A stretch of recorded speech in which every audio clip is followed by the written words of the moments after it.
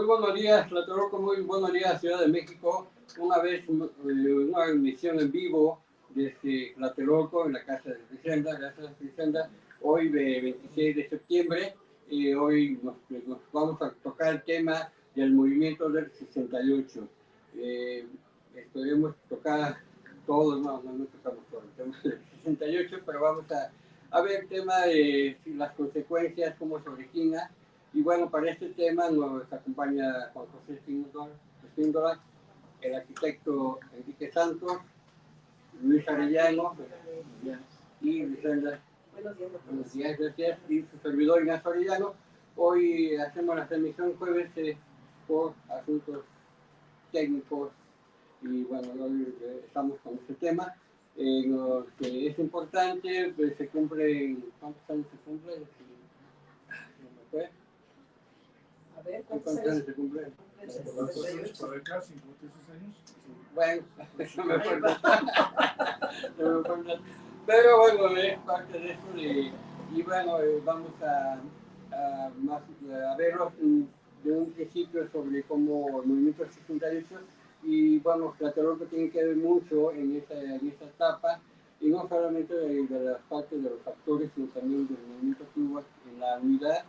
Y bueno, pues como vecinos nos interesa ver cómo participamos y conocer la problemática del 68. Yo creo que le dejamos la palabra al arquitecto porque de alguna manera pues, él vivió ese momento, ¿verdad? Y luego pues le pasamos la palabra a Luis Arellano para que nos diga y hacerle las preguntas o comentarios que se puedan, o preguntas, ¿no? O comentarios sobre este tema. Arquitecto, por favor. Sí, yo quisiera poner en contexto primero cuáles fueron las causas, porque hubo causas externas e internas. Aquí Luis no va a dejar mentir. Las causas externas, pues en ese año 68 fue un parteaguas mundial, porque hubo movimientos estudiantiles en muchas partes, y movimientos políticos también.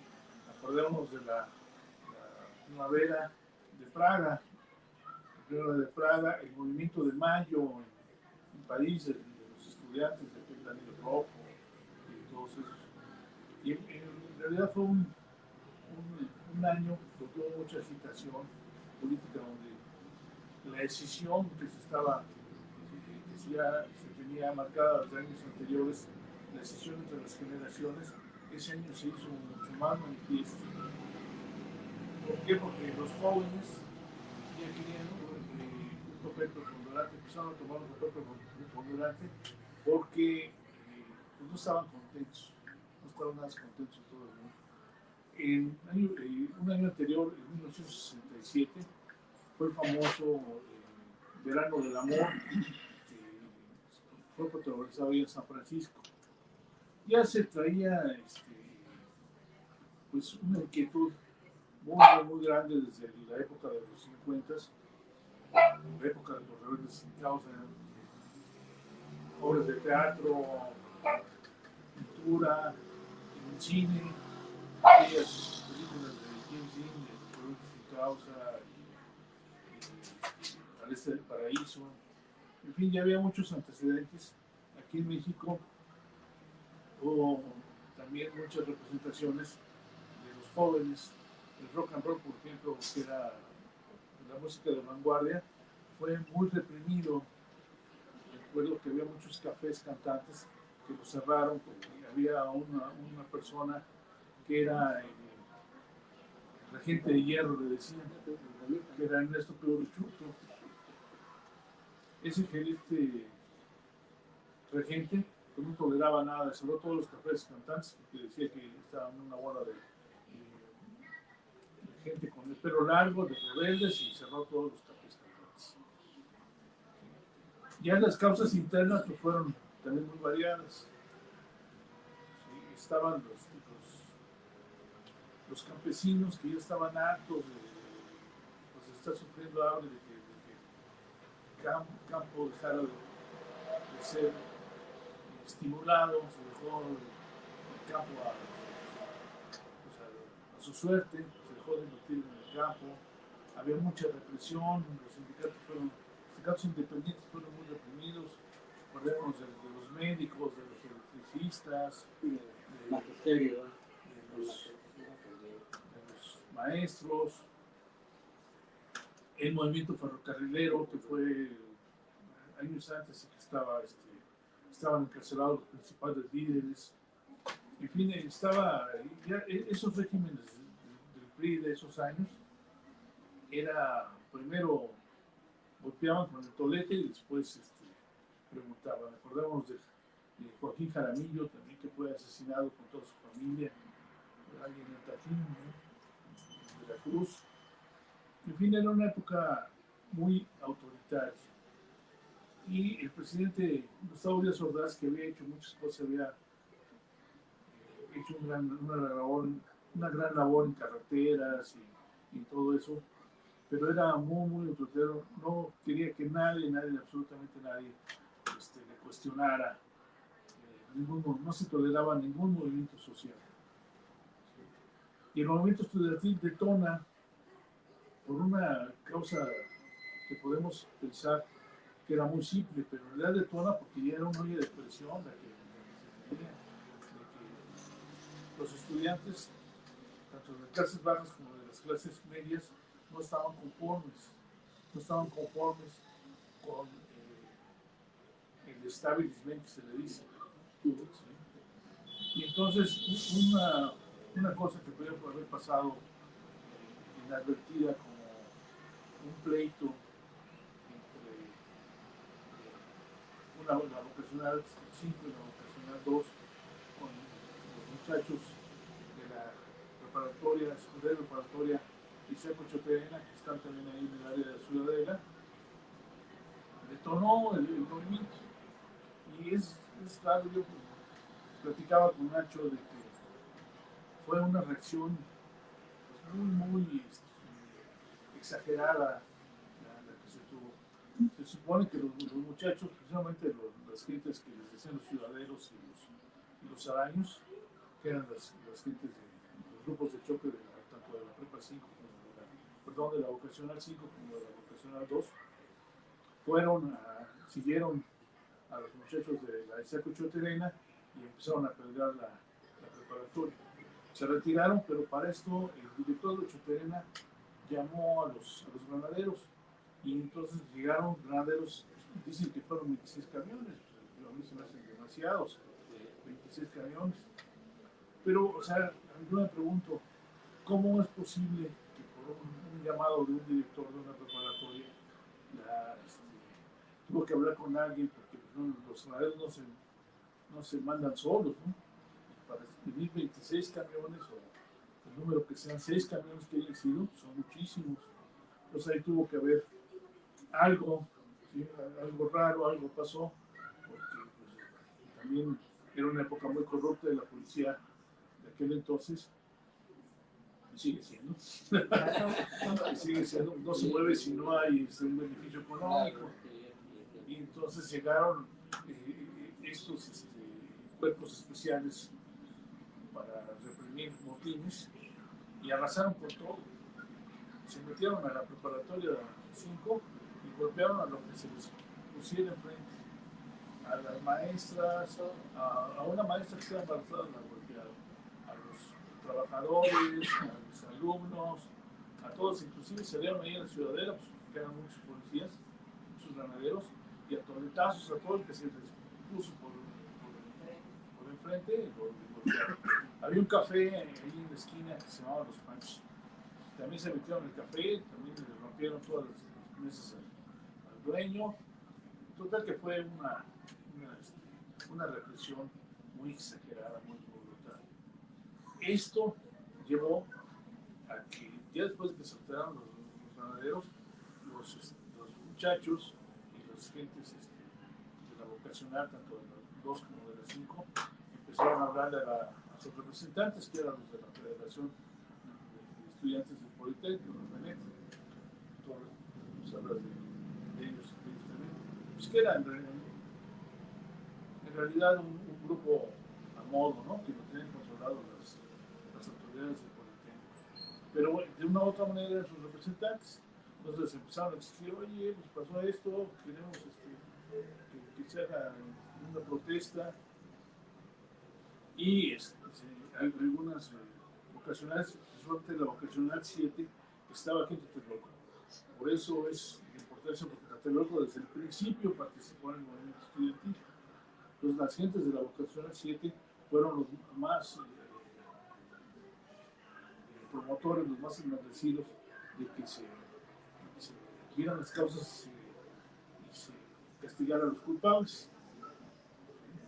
Se hizo la petición a las autoridades del Politécnico, y pues las autoridades del Politécnico dijeron, sí, vamos a meter una protesta, etcétera, etcétera.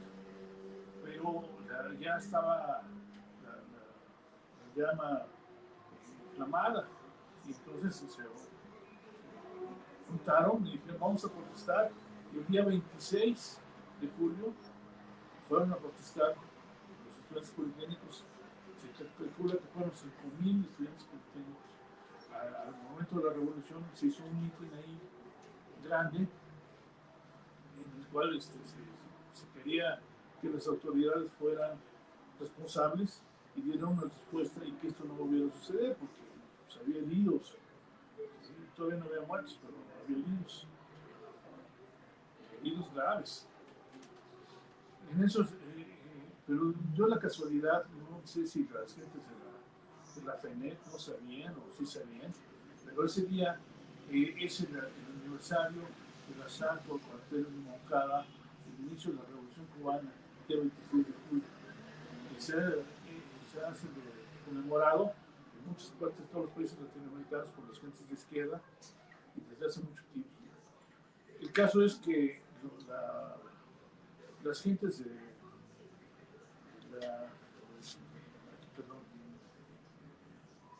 la Central Nacional de Estudiantes Democráticos estaban tachados como comunistas y que estaban apoyados también por gente del Partido Comunista, estaban conmemorando precisamente el asalto al cuartel de Moncada en el hemiciclo Juárez, en la Alameda, y está relativamente cerca del momento de la revolución.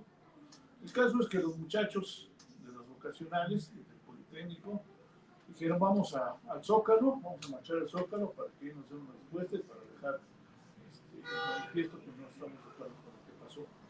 Y caminaron por la avenida Juárez, y cuando llegan el momento al hemiciclo Juárez, se les unen, se empiezan a mezclar con la gente que estaba protestando, que estaba conmemorando el asalto al cuartel de Moncada, que también era numerosa, pero esa era una gente ya que estaba de Gortari, estaba Arturo Pandiñas, o sea, gente pesada, ya gente... Fueron del Consejo Nacional de Cuba. Sí, antes de eran del Partido Comunista, y eran gente que tenía ya experiencia en organizaciones y en lucha social, y traían un contingente fuerte. Entonces se fueron todos caminando por el 5 de mayo al Zócalo, pero da la casualidad, porque no es ninguna casualidad, que el Estado tenía ya preparada una celada, una trampa, y esto se supo después, ¿sí? Inclusive ciertos barrios lo manifiesta. Se tenía preparada una celada para, de una u otra manera, agarrar a los comunistas importantes, a los abortadores que ellos les decían, y mantenerlos retenidos todo el tiempo de las Olimpiadas para que no causaran ningún motín, ningún disturbio en las Olimpiadas. Entonces, para eso tenían preparado un grupo de provocadores.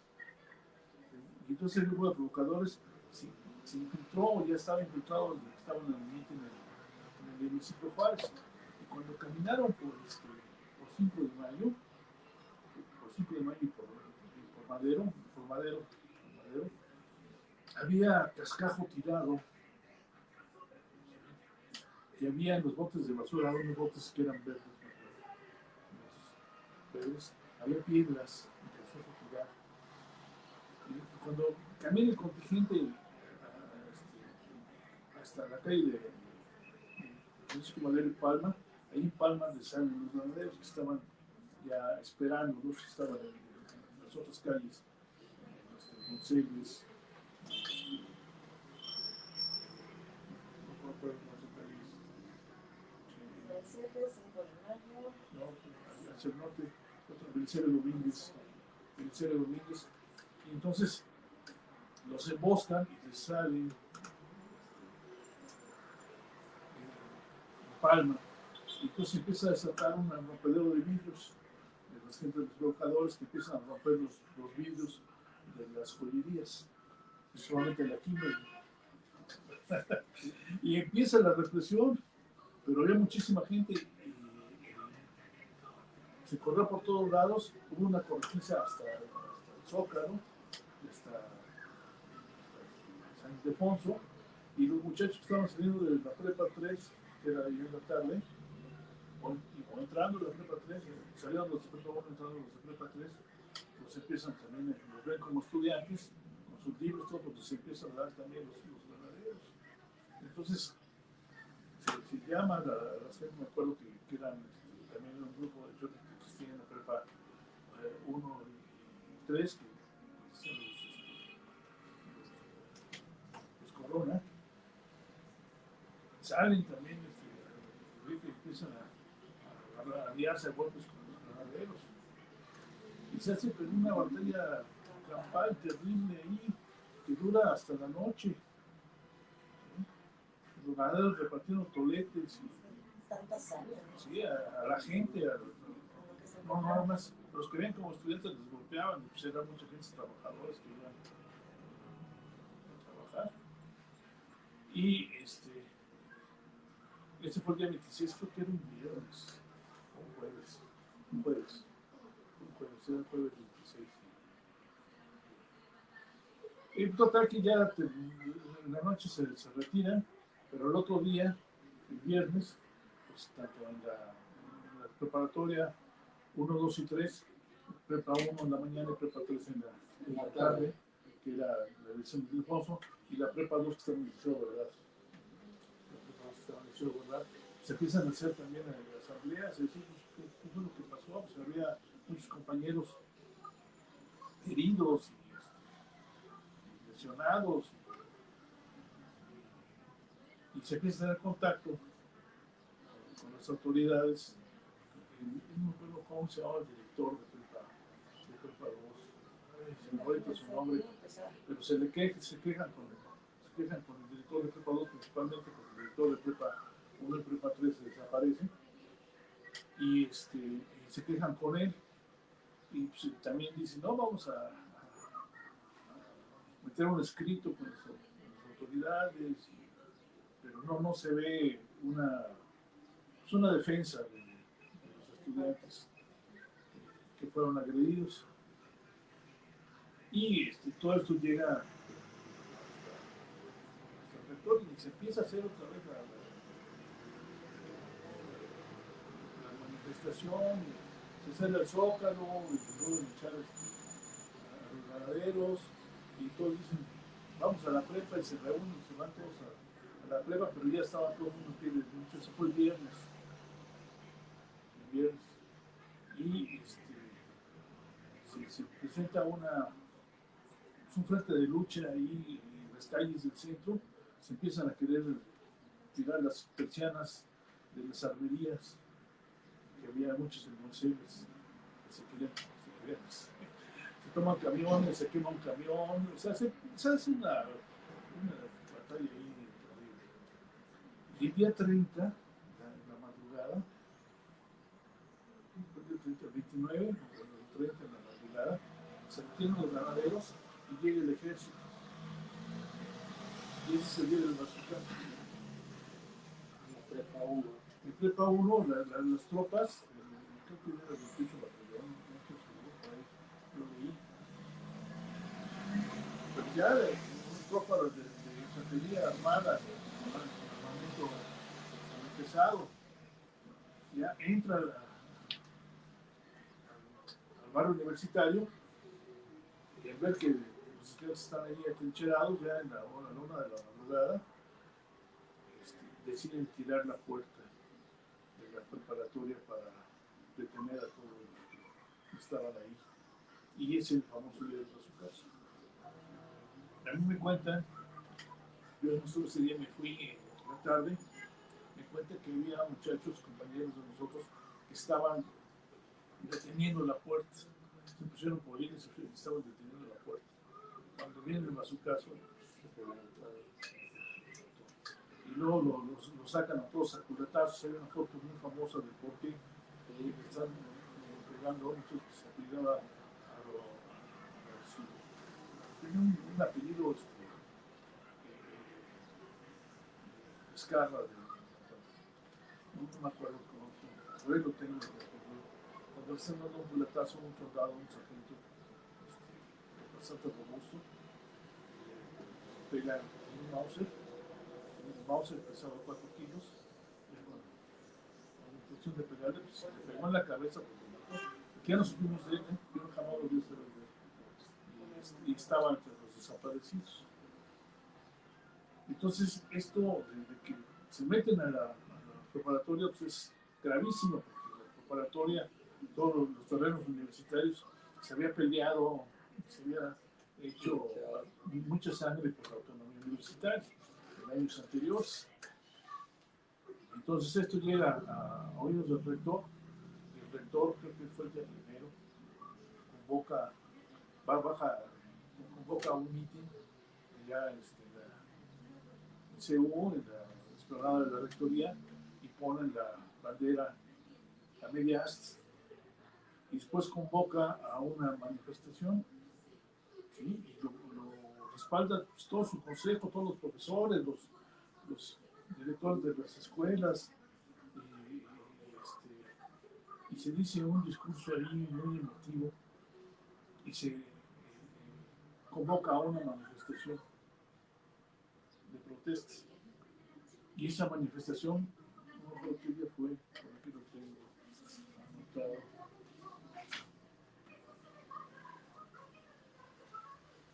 Bueno, para lo localiza, quiero comentar que las fotos que se están presentando son del rector de Oscar Menéndez, de la revista ¿Por qué? Claro, ahí debe estar la foto esta que les comento.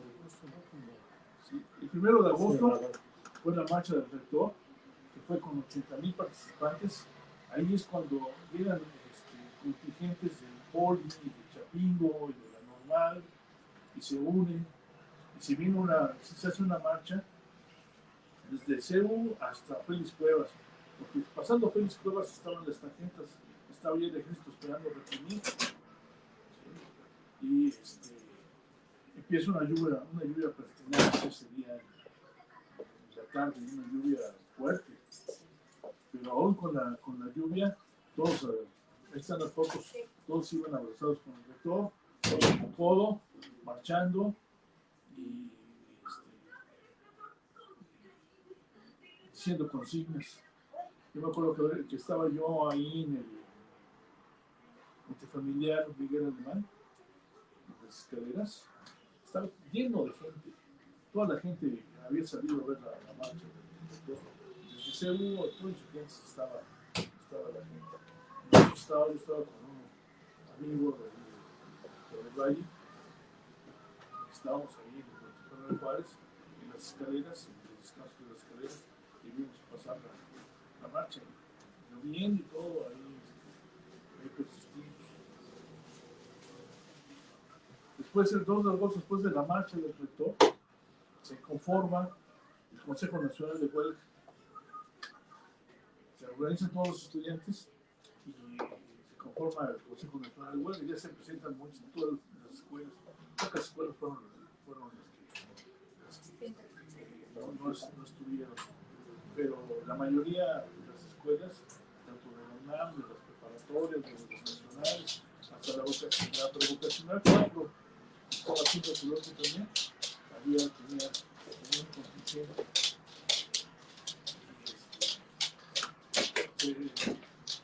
No, la seguridad fue el auditorio de filosofía y letras que antes, después se llamó Che Guevara, en ese entonces no se a Che Guevara.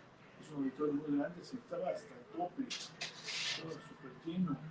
Afuera, se pusieron mandavoces afuera para que se oyeran las arengas y lo que se discutía.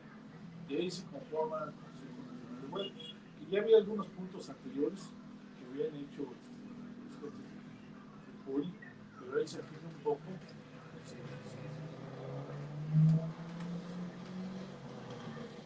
Se dictan los 6 puntos del pliego petitorio que ya salen a la población el 5 de agosto. Pero antes, el 3 de agosto hubo fue la primera manifestación. Fue la primera manifestación.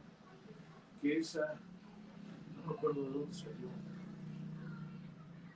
pero no salió en el Museo de Antropología. Las posteriores fueron en el Museo de Antropología. Esa manifestación fue el caso que salió del caso. Fue la primera manifestación al Zócalo. Y el movimiento seguía creciendo, seguía creciendo. Se empezaron a organizar las brigadas, se empezaron a difundir las ideas del movimiento de la represión, y el gobierno pues, seguía reprimiendo, no hacía caso, estaba mudo. Empezaron a dar algunas muestras de diálogo, pero nada serio, nada concreto. El 6 de agosto ya se dan los 6 puntos de pliego petitorio, que era la disolución del cuerpo de granaderos, ¿sí? La renuncia, segundo punto de la renuncia del general Cueto, que era el jefe de la policía, y su segundo, que era Miguel Celicero. La tercera era el delito de disolución social, aprobar el delito de disolución social, que era el 145 bis. Ese es un delito que tú puedes explicar mejor, Luis, que era un delito de que no podías reunirte. O sea, como estamos reunidos ahorita, 4 o 5 personas los pueden llegar y encarcelar. Porque pensaba que se enfrentaba contra la sociedad. Y se puso otro punto, que era la libertad a presos políticos que estaban en la cárcel de Metro Vallejo de América. Fueron los principales, pero pues había muchos presos políticos. Había presos políticos de los electricistas, de los campesinos, había muchos presos políticos que estaban en Lecumberri. También por ellos se ganaba. No me acuerdo cuál era el otro punto.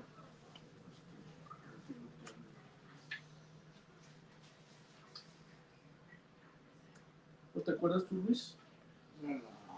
Aquí está. La disolución de los granaderos. La disolución, etc. Extensión del cuerpo de granaderos y la no formación de otro. Era la desaparición de la FENEC. Exactamente. Pero esos fueron los primeros. Expulsión de los estudiantes miembros de las citadas agrupaciones y del PRI. Sí, esos fueron los primeros. Indemnización por parte del gobierno a los estudiantes heridos. Libertad a todos los estudiantes detenidos. Desaparición del cuerpo de granaderos. Derogación del artículo 145 penal que tipificaba el delito La disolución social, la indemnización de las familias y de los heridos y de las familias, porque ya empezaron a dar noticias de compañeros muertos. Y el punto 6, que era que haya un deslinde de las responsabilidades. ¿Quién fue el que autorizó los movimientos de los cuerpos policíacos y quién es el que está autorizando la represión a manos de la policía del ejército? Porque el ejército no se puede movilizar si no tiene una orden expresa. Y en este caso, la orden expresa tiene que ser de gobernación o directamente del ejecutivo. Entonces ahí se empezó a ver ya la mano de Luis Echeverría y Gustavo Díaz Ordaz. Y después se supo artífice de toda la estrategia para desarmar el movimiento fue de Echeverría, que era el que acordaba con Díaz Ordaz. En este momento la secretario de Gobernación, ¿no? Era secretario de Gobernación, Luis Echeverría. Bueno, de ahí desde el 5 de agosto, el 13 de agosto fue la primera manifestación, que no me acuerdo que se dio el caso. Tampoco le hicieron un caso. Pero el 27 de agosto ya se hace una manifestación, pero inmensa, inmensa, que esa manifestación era parte del Museo de Antropología e Historia. Y en esa manifestación pues llegan sindicatos, iba pueblo, iba ya muchísima gente. Se calcula que iban unos 80,000 personas. Y lo que fue extraordinario de esa manifestación, más adelante también las demás, fue que la clase media se integró. Las clases medias de la Ciudad de México, la clase media tenía cuando menos 3 estratos. Se integró. ¿Por qué? Porque los hijos de la clase media eran los que estudiaban. Las clases bajas también, generalmente estaban todas en el Politécnico Nacional. Pero en las preparatorias, en las vocacionales, y en la universidad eran clases medias. Antes había muy poca gente de clase pudiente, de los ricos, que estaban en la universidad de los estratos, pero ya la universidad era ya básicamente clase media. Entonces la clase media se empezó a integrar. Los papás de muchos de los estudiantes de nosotros empezaron a ser partícipes de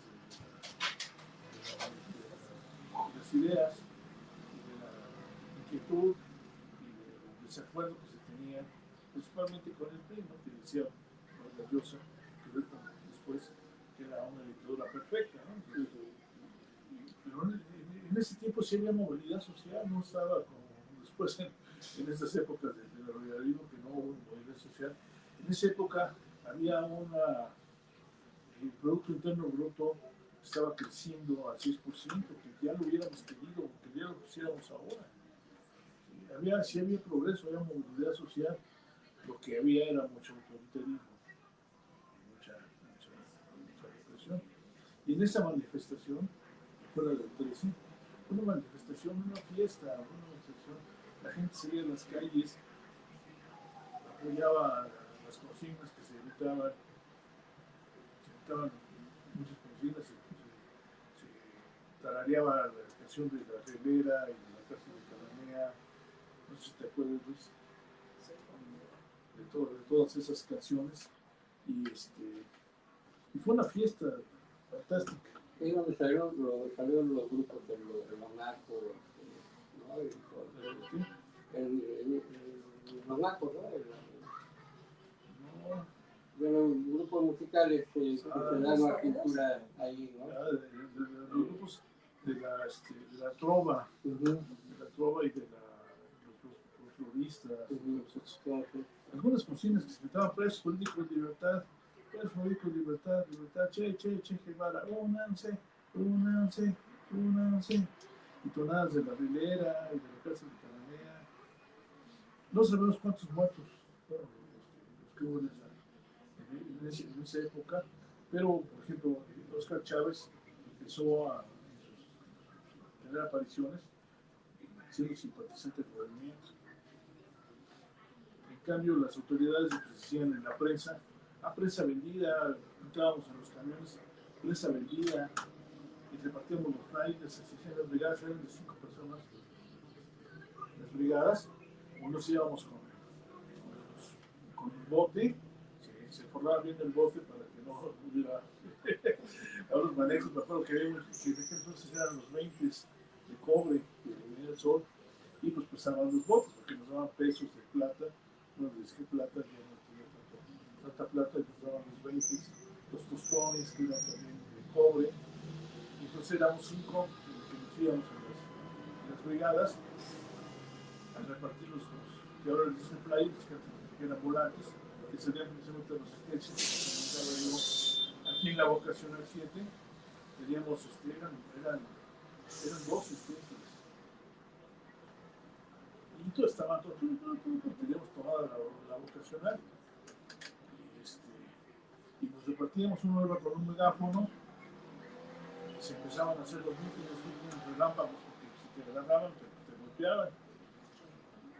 Patábamos los camiones y pintábamos, unos iban con la pintura, otros íbamos con los botes, otros repartiendo los flyers, y del megáfono se podía, donde más se recibían bien era en los mercados. En los mercados sí, la gente, agua, hasta se juntaba la gente y nos daban fruta, la mayoría, ¿no? Y los camiones, desgraciadamente, pues, si bajábamos a la gente, una persona se enojaba, pues se volvió a subir, se iba. Pintábamos el camión, subíamos a dar la información. En algunos parábamos el camión porque ahora me tocó, es el que más me acuerdo, ahí en la villa, paramos un camión, se subió el que tuviera con el megáfono y se empezó a hacer un meeting. Nosotros pasamos a pedir cooperación, grabamos los flyers y en eso me acuerdo que estaba yo pidiendo cooperación y dije, cuidado, cuidado. Y al que estaba arriba del camión, pues lo bajaron unas personas que pues, eran policías, que estaban vestidos de civil, eran 4 o 5, lo bajaron y pusieron a golpiza y se lo llevaron y nos dos a correr y la gente nos protegía, ¿no? Sí, corre por acá, muchachos. Yo llegué a ocasionar 7 con bote más o menos lleno, a informar que podían golpeado.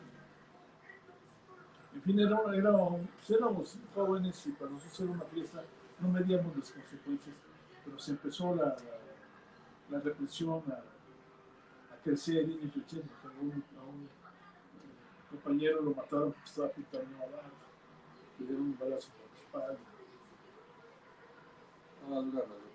Estaba la represión, o sea, todo lo que daba. Nuestras consignas y lo que pintábamos pues era fantástico.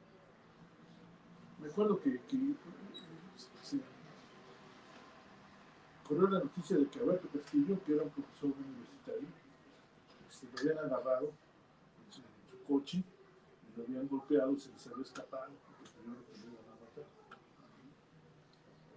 Sí, lo agarraron, lo golpearon, y llegó a Seúl y ahí en el centro de medicina, estaba en el frente de arquitectura, donde estaba la alberca olímpica, ahí estaba el centro médico y ahí lo atendieron, se le protegió y se fue a su casa. En fin, era una fiesta muy buena. Ese día, 27 de agosto, de la manifestación que les platico, se metió un camión de Politécnico al centro de la plaza. Y había muchísima gente, se le gritaba al desordar, sal al balcón, sicón, sal al balcón. Entonces eso me parece que lo enojó bastante. Porque, cuando estaba cayendo la noche, pasaban varios oradores que estaban en el techo del camión, y entonces una persona agarró el micrófono, que después supimos que era un infiltrado, que se llamaba Campos Amado Lemos. Después se supo que eran infiltrados. Ahí la documentación, esta persona trabajaba para la gobernación y hizo una propuesta y dice, vamos a quedarnos aquí acampando hasta que salgan las autoridades de la presidencia y nos atiendan a una comisión. Y entonces ahí se quedaron. Se quedó una guardia, se quedaron bastantes, por unos 200, se quedaron ahí acampando en el Zócalo y nosotros nos fuimos. Y en la madrugada salieron las tanquetas del Palacio Nacional y los golpearon, los persiguieron y también ahí esa parte hubo muertos, heridos.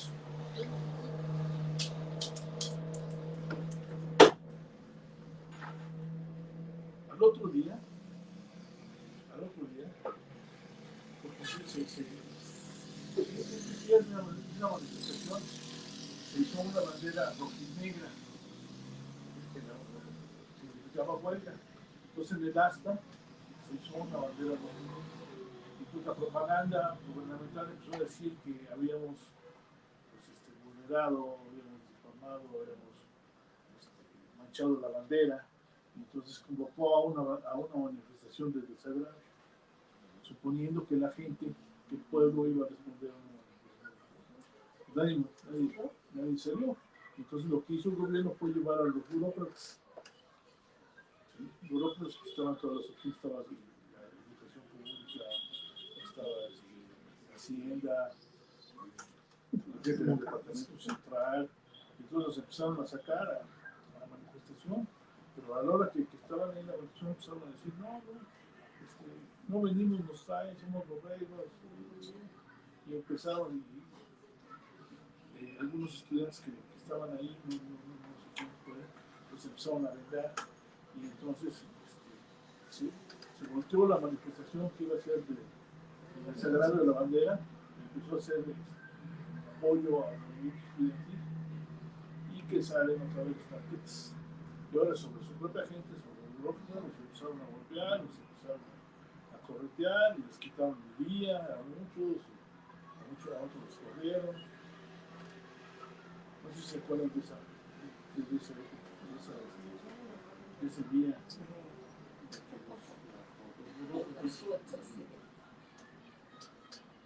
Ese fue el día 28. Gritaban, no somos borregos, no vamos, nos llevan,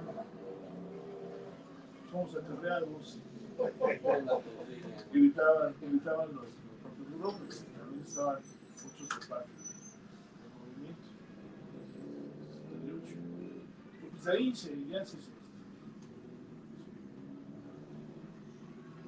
vio que la represión iba creciendo. Cada día teníamos noticias más asesinadas que se cometían. Entonces, hubo una idea, no me acuerdo, yo creo que fue de Álvarez Garín, que en una asamblea dijo,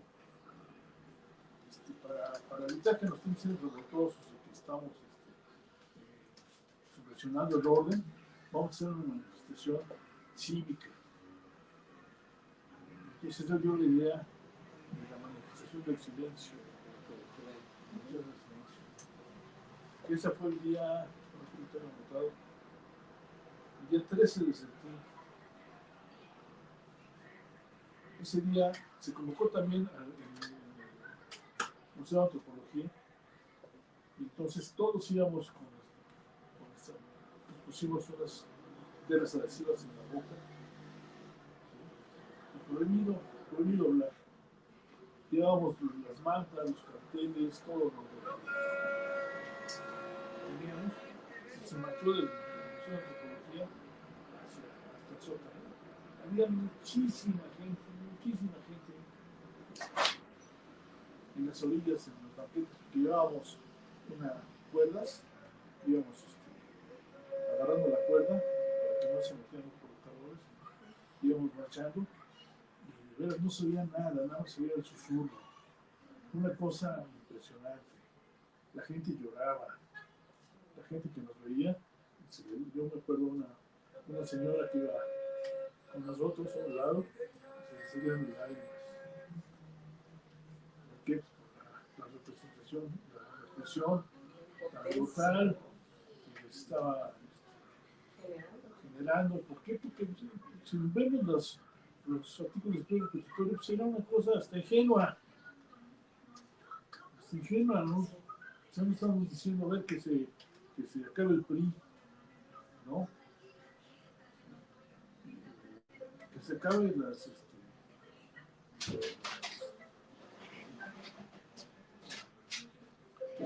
la policía, la represión, que existe un poco más de libertades.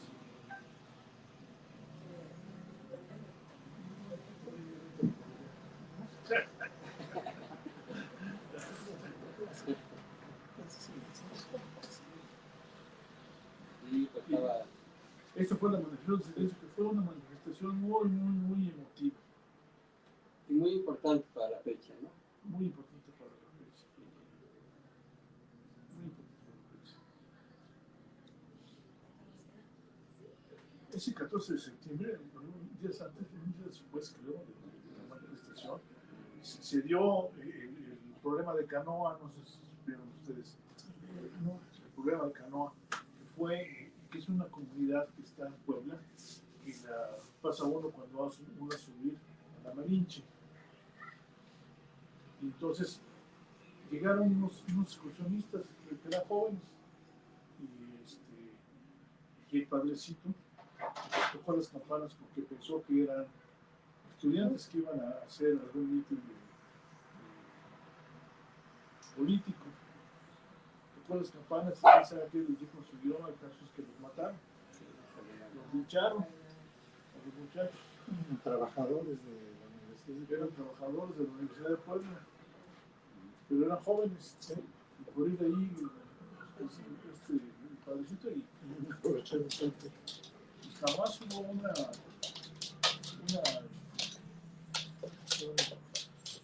declaración de todo lo que pasó y ninguna consecuencias. El padrecito, qué fue lo que pasó con él, y sabemos su nombre. Una influencia que tienen los párrocos sobre la tradición. Sí, los párrocos tienen una influencia, pero en aquellos años pues, mucho más. ¿Sí? Pero ese fue uno de los crímenes que quedaron más atroces que ha habido. El más comentado. Ahora aquí ya nos queda poco tiempo, primera parte, ¿no? No sé si Luis quiere dar una conclusión de lo que escrito aquí. Nos queda aproximadamente 10 minutos. Nada más, bueno, todo esto es diríamos, todo lo que nos dice el Arqui, nos están narrando, es, diríamos, el panorama general de lo que sucedió, de cómo se detona el movimiento hasta, bueno, ya medio tiempo, hasta el 2 de octubre. Pero diríamos que se iba en esa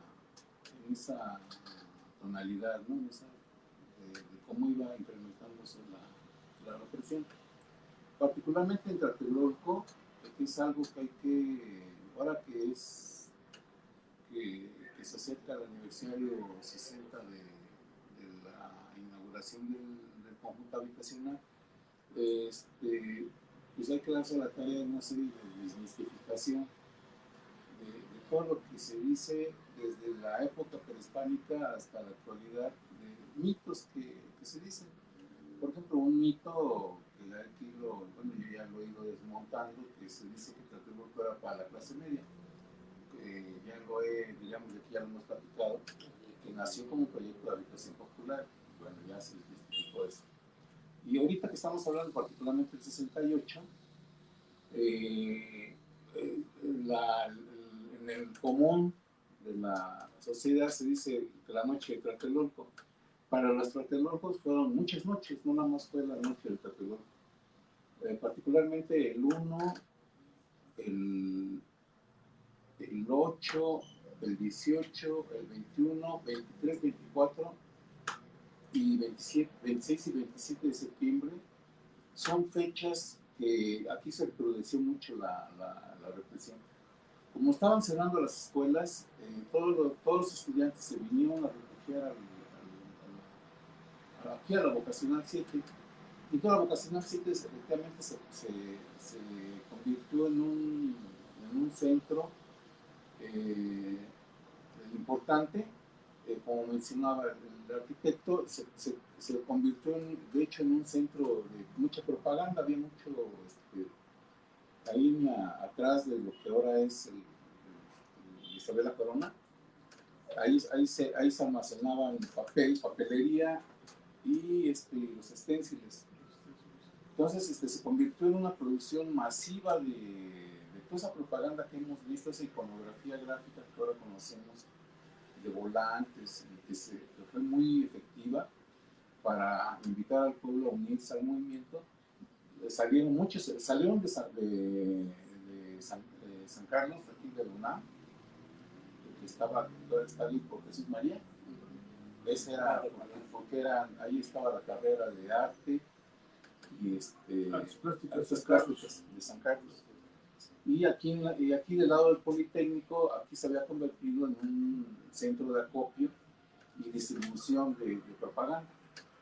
Entonces, es muy significativo porque principalmente el 23 y 24, las noches del 23 y 24 de septiembre, eso, diríamos, se habla muy poco porque, insisto, hay un mito que se cree que nomás fue la matanza del 2 de octubre. El 23 entró el ejército a la vocacional, hubo muertos,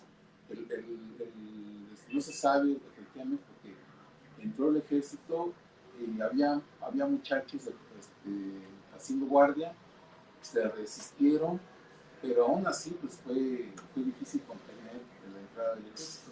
Entonces, y es difícil saber, hasta ahora no ha habido quien, ahora hay un momento de politécnicos que estuvieron en ese momento, pero no se determina, así como lo del bazucazo, no se determina el número de estudiantes muertos. Y el 24 igual una refriega tremenda, ¿no? El 24 diríamos que pasó a segundo plano de la represión que hubo aquí en Tlatelolco, porque tuvo más auge, la toma del casco de Santo Tomás, que también fue difícil, fue un momento difícil. Y entonces, finalmente, por eso, para entender el contexto, digamos, por qué el 2 de octubre se desencadena aquí, porque ya los muchachos, los estudiantes, habían determinado hacer mítines en la Plaza de las Esculturas, desde el 26 y 27 ya estaban haciendo mítines, y desde aquí se proponía marchar al casco de Santo Tomás para pues, protestar y pedir el retiro del ejército. Entonces, yo insisto, bueno, será muy petulante, pero los tlatelolcas no debemos olvidar estas fechas, ¿no? Los tlatelolcas sabemos lo que es la militarización, sabemos lo que son las consecuencias de que los militares intervengan, son una fuerza letal, no están para cuestiones de seguridad pública. O sea, están entrenados para matar. Y aquí en Tlatelolco mataron estudiantes.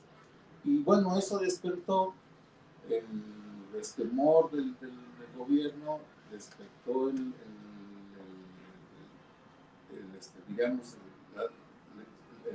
el temor que tuvo el gobierno, que los llevó a lo que sucedió el 2 de octubre. ¿Por qué? Porque los habitantes de Tlatelolco dieron muestras de apoyo, o sea,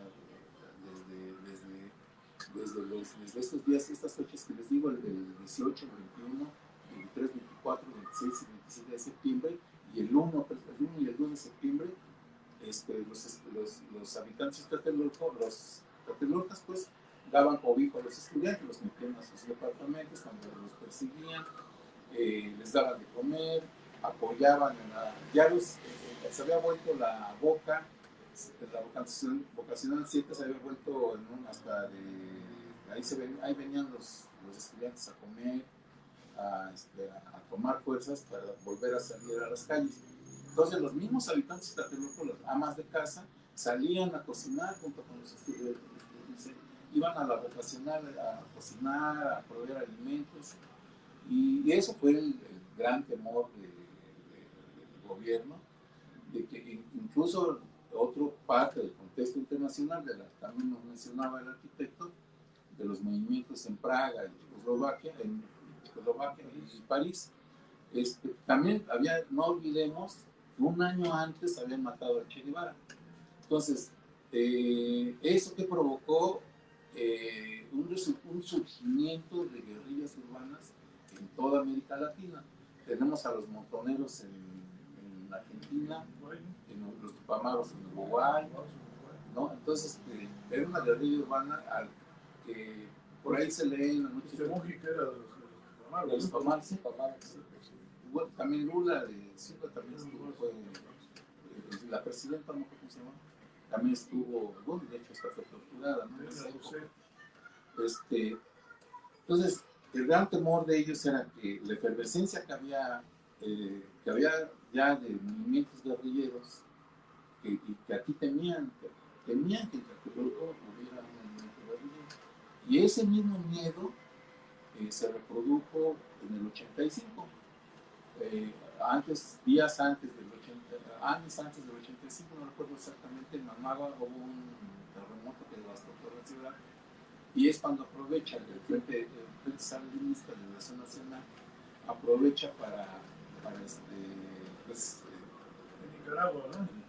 levantar a la población Bueno, pues, en contra de la dictadura.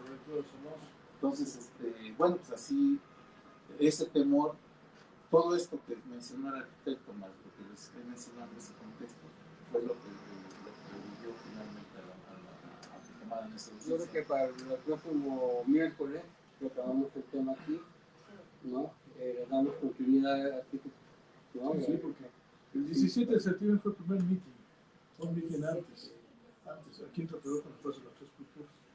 Sí, Bueno, porque quedamos. el 29 de agosto estaba previsto un meeting aquí que no lo permitieron.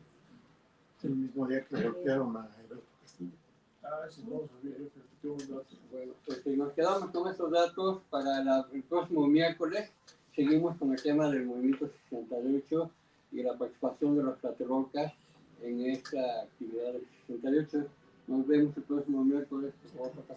Aquí, Luis. Nos vemos. Muchas gracias, muchas gracias. Antonio, de otro lado. Y nos vemos la próxima semana. Y estos